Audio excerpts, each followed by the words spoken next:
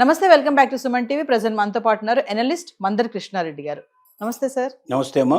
Sir, Trump పైన మనం చాలా వీడియోలో మాట్లాడుకున్నాం. మరి క్విక్ డెసిషన్స్ తీసుకుంటున్నాడు. ముఖ్యంగా చెప్పుకుంటే ఎప్పుడైతే అధికారంలోకి వచ్చాడో అప్పటి నుంచి వలసదారుల పైన వివిధ రకాల నిర్ణయాలు తీసుకోవడం. మరి కొత్తగా చూసుకుంటే వర్క్ పర్మిట్ని దాన్ని కూడా ఇప్పుడు రద్దు చేస్తున్నారని చెప్పేసి అంటున్నారు. ఒక్కసారి వివరాల్లోకి వెళ్తే సార్. మనకు ట్రంప్ తీసుకునే నిర్ణయాలు ఎప్పుడు ఏ నిర్ణయం తీసుకుంటాడో ఎవరికి తెలియని పరిస్థితుల్లో ఇప్పటికే అనేక నిర్ణయాలు తీసుకున్నాడు. కక్ష కట్టినట్టుగా వలసదారులని అమెరికా నుంచి పంపించి వేయాలని, కొత్త వాళ్ళు రావడానికి అవకాశం కల్పించకుండా ఉండాలని, అమెరికాలో ఉండేటువంటి పౌరులకే, అమెరికన్ సిటిజన్స్కే ఉద్యోగ కల్పన అంతా జరగాలని కళ్ళగంటున్నాడు. కానీ ఇంకొక రకంగా అమెరికా ఎంత నష్టపోబోతుందో, ఎంత నాశనం కాబోతుందో మేధావులు చెప్పినా వినిపించుకోవట్లేదు. కారణం ఏంటంటే అమెరికా ఇంత గొప్ప దేశంగా ఇవాళ తయారు కావడానికి అమెరికన్ పౌరులే కాదు, బయట నుంచి వచ్చిన వలసదారులే తమ మేధస్సునంతా ఉపయోగించి అమెరికాను ఇంత ఉజ్వలమైన దేశంగా, ఇంత గొప్ప దేశంగా తీర్చిదిద్దారు. మేధస్సు అమెరికాది కాదు, మేధస్సు వలసదారులది. అమెరికాలో దాన్ని అమలుపరిచారు కాబట్టి అమెరికా ఇంత గొప్పదైంది. ఇలా ఇంత గొప్పదైన ఇవాళ అమెరికా లోపల ఆ గొప్పదానే కారణమైనట్టు వలసదారుల్ని చౌకబారుగా చూసి, వాళ్ళని సెకండ్ గ్రేడ్ పౌరుగా చూసి వాళ్ళని అక్కడి నుంచి పంపించాలనేటువంటి ఆలోచన చేయడం అంటే అంతకన్నా ఘోరం మరొకటి ఉండదు. కానీ ట్రంప్కు చెప్తే వినడు, ట్రంప్కు తోచదు అన్నట్టుగా ఉంటుంది పరిస్థితి. ఇప్పుడు తీసుకున్న కొత్త నిర్ణయం ఏమిటంటే వర్క్ పర్మిట్లు ఇంతకుముందు ఆటోమేటిక్గా రెన్యువల్ అయ్యేవి. అంటే ఎవరైనా 3 ఏళ్లకో 5 ఏళ్లకో 10 ఏళ్లకో అక్కడ పనిచేయడానికి వెళ్ళేవాళ్ళు, ఒక కంపెనీ ఎవరికైనా వాళ్ళకి వర్క్ పర్మిట్ ఇస్తుంది. ఆ వర్క్ పర్మిట్ తీసుకొని వాళ్ళు అక్కడ పనిచేస్తారు.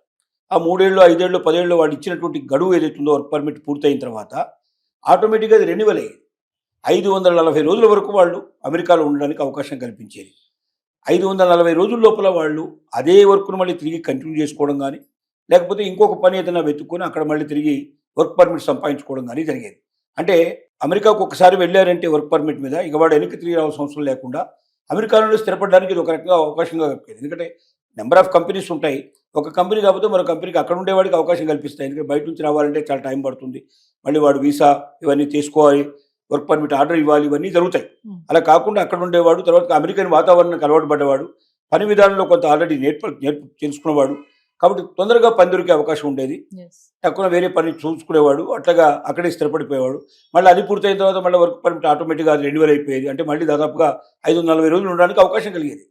కానీ ఇప్పుడు ట్రంప్ ఏం చెప్తున్నాడంటే ఆటోమేటిక్గా వర్క్ పర్మిట్ అనేది రెన్యువల్ కాదు. ఒకసారి వర్క్ పర్మిట్ అయిపోయిందంటే అది ముగిసినట్టే లెక్క. దానికన్నా ముందే 180 రోజుల ముందుగా, వర్క్ పర్మిట్ కన్నా 180 రోజుల ముందుగానే ఎవరైనా వర్క్ పర్మిట్ కోసం మళ్ళీ రెన్యువల్ కోసం అప్లికేషన్ పెట్టుకోవాలి. ఈ అప్లికేషన్ని యాక్సెప్ట్ చేసి అమెరికన్ గవర్నమెంటు వాళ్ళకి వర్క్ పర్మిట్ రెన్యువల్ ఇస్తే అప్పుడు వాళ్ళు ఉండడానికి అర్హులు అవుతారు. ఎవరికైతే వర్క్ పర్మిట్ రెన్యువల్ కాదో వాళ్ళు వెళ్ళిపోవాల్సి వస్తుంది దేశం నుంచి. అంటే మీకు ముగిసిన తర్వాత వెంటనే ఇమీడియట్గా మీరు మూటాముల్లా సర్దుకొని మీరు మీ దేశాలకు వెళ్ళిపోండి అని చెప్పడం అయింది. చాలా ఘోరమైన విషయం. అంటే ఇంకా అమెరికాలో ఉద్యోగం అనేదే ఒక కలలాగా మిగిలిపోయే పరిస్థితి ఏర్పడుతుంది. 3 ఏళ్లకు మీకు వర్క్ పర్మిట్ దొరికింది, 3 ఏళ్ల కోసం వెళ్ళారు. 3 ఏళ్ల తర్వాత మీరు మళ్ళీ రెన్యువల్ అవుతుందనే నమ్మకం మీకు లేనప్పుడు 3 ఏళ్లే మీరు అక్కడ ఒక 1 ఇయర్కే మీకు వర్క్ పర్మిట్ దొరికింది, అక్కడికి వెళ్ళారు. 1 ఇయర్ తర్వాత మీరు వెనక్కి రావాల్సి వస్తుంది. అంటే ఇంత కొద్ది కాలం కోసం అక్కడ పనిచేయడానికి వెళ్ళి ఇక్కడ మొత్తం అవకాశాలని పోగొట్టుకుని అక్కడికి వెళ్ళి మళ్ళీ అప్పుడు వచ్చి ఇక్కడ అవకాశాలు వెతుక్కుంటే దొరుకుతాయి లేదో మనకు తెలియదు. అంటే సార్, ఈ నిర్ణయం ద్వారా ఎక్కువ జాబ్స్ పోయే ఛాన్సెస్ ఉన్నాయంటే మ్యాక్సిమం లక్షల మీద జాబులు పోయే అవకాశాలు ఉన్నాయి, లక్షల మందికి బాధ కలిగే అవకాశాలు ఉన్నాయి.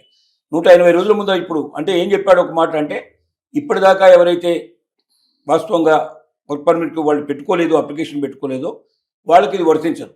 ఇప్పటి నుంచి మాత్రం అమలు జరుగుతుంది. ఇకపైన 180 రోజుల ముందర మాత్రం తప్పనిసరిగా వాళ్ళు అమలు చేసుకోవాలి.